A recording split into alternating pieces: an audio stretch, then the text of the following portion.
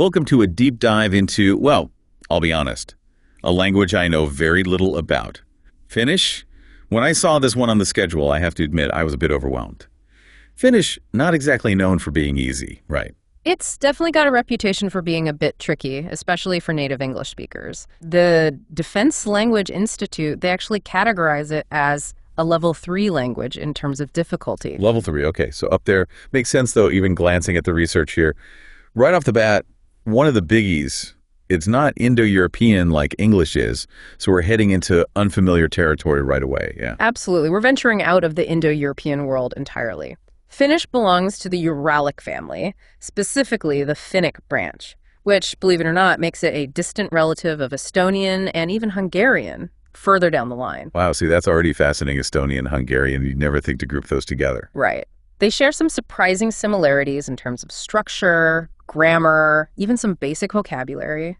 But Finnish, it's had its own unique journey to get where it is today. Talking about journeys, I have to ask about this Proto-Uralic language that's mentioned in the text.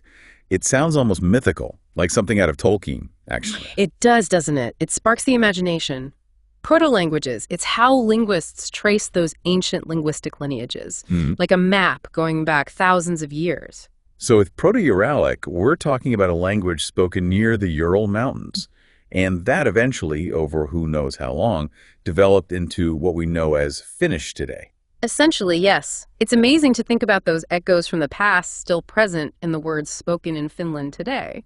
Though, of course, it didn't happen in isolation. Right, because like any language, it's been in contact with, influenced by other cultures and languages. Just flipping through the research here, you see Swedish, Russian, even a bit of English sprinkled in. Exactly. Languages are in constant dialogue with each other, borrowing words, adapting structures. You can really trace those interactions through history just by looking at the words a language has adopted. Like the word for king in Finnish is kuningas, directly from Germanic roots. Wow, kuningas, you can almost hear that Germanic influence. But then, and this is what I find really interesting, Finnish also seems to have this really strong sense of itself, of its own internal logic. It's not just borrowing, it's creating words in its own unique way. You've hit on a key characteristic of Finnish. It's highly agglutinative. That means it loves to use suffixes, a lot of them. Right. The example in the text, kirja for book, and then kirjasto for library. Just by adding that sto at the end, it seems so logical, almost mathematical in a way. It is very systematic. Yeah. And this preference for building words internally rather than just adopting them from elsewhere really sets Finnish apart. Like telephone, instead of just borrowing the word, they created puhelin, literally, an instrument for talking. Okay, puhelin. I love that. It's so descriptive. And while we're talking about the sounds of Finnish, we had to touch on vowel harmony, right? It's one of those things I'd heard of, but seeing it in action, in real Finnish words, it finally clicked. It's fascinating, isn't it? Vowel harmony, keeping the vowels within a word balanced in a way. It's actually one of the things that drew Tolkien to Finnish, among other features. Well, speaking of Tolkien, we can't ignore the elephant or maybe the hobbit in the room. His love for Finnish, it clearly had a huge impact on his work, especially those Elvish languages. It's no secret that Tolkien was completely enamored by Finnish. He even said discovering it was like finding a wine cellar filled with an amazing wine never tasted before. You can really see its influence in Quenya, one of his invented Elvish languages, particularly in the sound and structure. That's incredible. So we've got this language with ancient roots, unique grammar, and it even inspired Tolkien. Where do we even go from here? Well, we've only just scratched the surface. One thing that might surprise people is just how much variation you find within Finland itself. We tend to think of it as one language, but there are some fascinating regional dialects with their own quirks. Dialects, that's a whole other layer to explore. But before we get too far ahead of ourselves... Right, let's not get lost in the linguistic forest just yet. So much to unpack with Finnish. We were starting to get into some of the more, shall we say, unusual grammar before the break. Unusual might be an understatement, but hey, that's part of the fun. Right. It's like a whole new puzzle to figure out. Speaking of puzzles, one concept from the text really jumped out at me. Telicity. Honestly, never heard of it before. It's not something that comes up every day, that's for sure. So what is it in a nutshell? Basically, it's about whether an action has been completed or not. And the really cool thing is, Finnish actually marks this difference grammatically. Okay, hold on. Back up a second. The grammar itself tells you if something's finished or not. You got it. The example they give, Amien Hervin, meaning I shot the elk dead. Emphasis on dead. Right, so the elk is definitely not getting back up. Exactly. But if you change it slightly, Emina furve, that just means I shot at the elk. Could have hit, could have missed, who knows? Wow, just one little change in the ending makes all the difference. Ah. Talk about your attention to detail. And it gets even more interesting. This whole completed versus not completed thing, it actually ties into how Finnish deals with the future tense. Wait, what do you mean?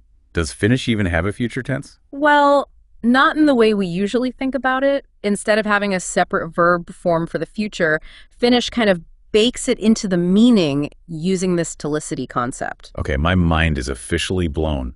Can you give me an example? How would you even say, like, I will eat the fish in Finnish?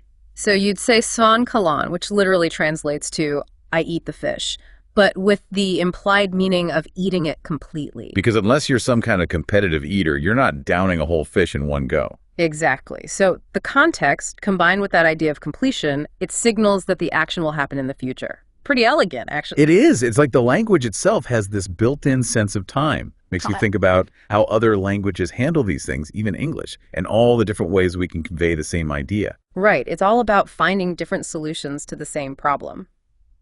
And speaking of solutions, Finnish has some seriously creative ones when it comes to building vocabulary. We touched on agglutination earlier, but the sources you gave me, they really dig deep into the nitty-gritty of it. Yeah, it's more than just adding a suffix here and there, isn't it? It's like a whole system. Precisely. Instead of just borrowing terms, they'll take an existing word and add a specific suffix to create a new concept, like kirja for book. Right. Right. Add pus. You've got kirjasto, library. So logical, it just makes sense. And they have suffixes for everything. Agents, locations, instruments, even a lack of something. You name it, Finnish has a suffix for it. It's incredibly efficient, really. And it highlights that preference for internal logic we were talking about before, building from within rather than borrowing from outside. Right, which makes sense, especially when you consider how different Finnish is from its linguistic neighbors. But of course, no language exists in a vacuum. And the text does mention that Finnish has borrowed quite a bit over the centuries. Of course, it's unavoidable. Proximity breeds, well, in this case, linguistic exchange. And the cool thing is, when you look at the words Finnish has borrowed, it actually tells a story about its interactions with other cultures. Like a linguistic history book. Yeah. So where do we even begin to unravel this story? What are some of the biggest influences on Finnish, historically speaking? Well, if we're going way back, some of the most fascinating words are those with really deep roots, potential links to language families that existed long before written records. Okay, now we're talking. Give me an example. What kind of words are we talking about here? Words like janis for hair, musta for black, sari for island. These really basic, everyday words that have been around for centuries, maybe even millennia. It's like finding linguistic fossils. Wow, that's incredible. You can almost feel that connection to the past. But moving forward in time a bit, what other language families have left their mark on Finnish? Well, given its geographical location, it's not surprising that Finnish has been influenced by its neighbors.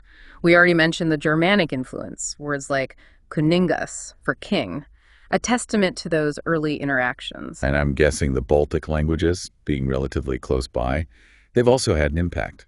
Absolutely. There's evidence of borrowing there, though it's a bit more subtle, requires a bit more digging to uncover those connections. But perhaps the most significant influence, at least in terms of sheer volume, comes from Swedish. Yeah, that makes sense, given their shared history. Yeah.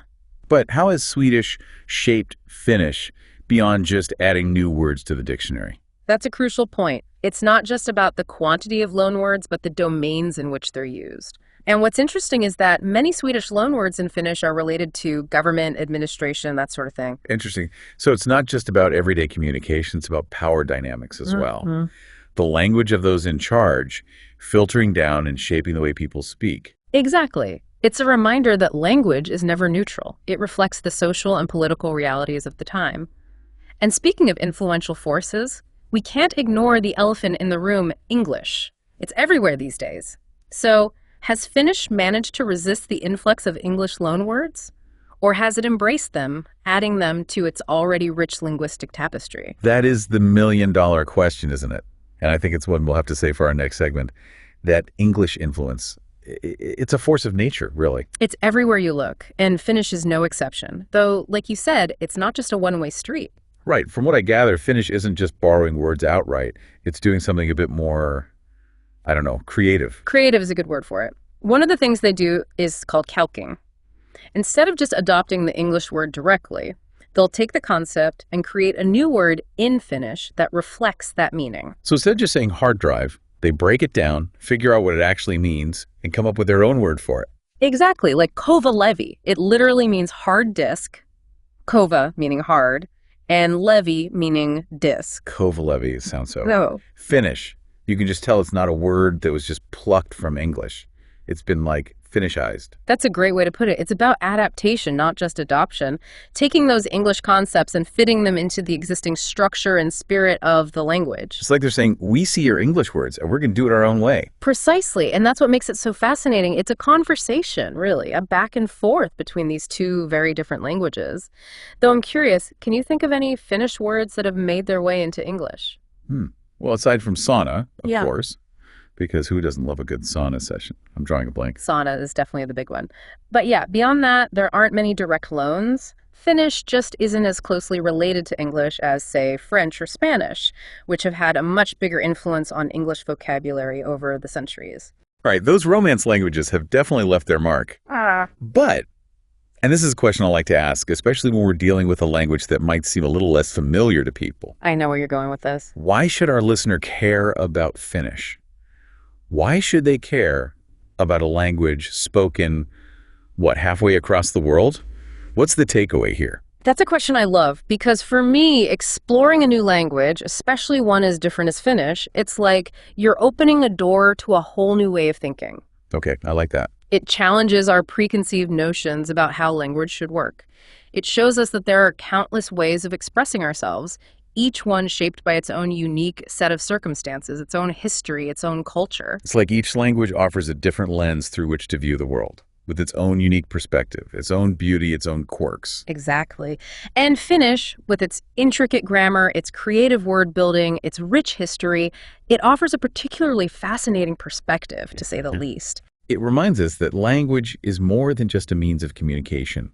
It's a reflection of who we are, where we come from, how we see the world around us. Beautifully said. And maybe this deep dive will spark a curiosity in some of our listeners, inspire them to explore Finnish a bit further, delve into its intricacies. Who knows, maybe we'll have some budding Finnish speakers in our midst. You never know. It might be a challenging journey, but it's guaranteed to be filled with surprises and a whole new appreciation for the diversity and the wonder of human language. Well said. So there you have it, Finnish, in a nutshell. From its ancient origins to its modern-day adaptations, it really is a testament to human creativity and our never-ending quest to find new ways of expressing ourselves.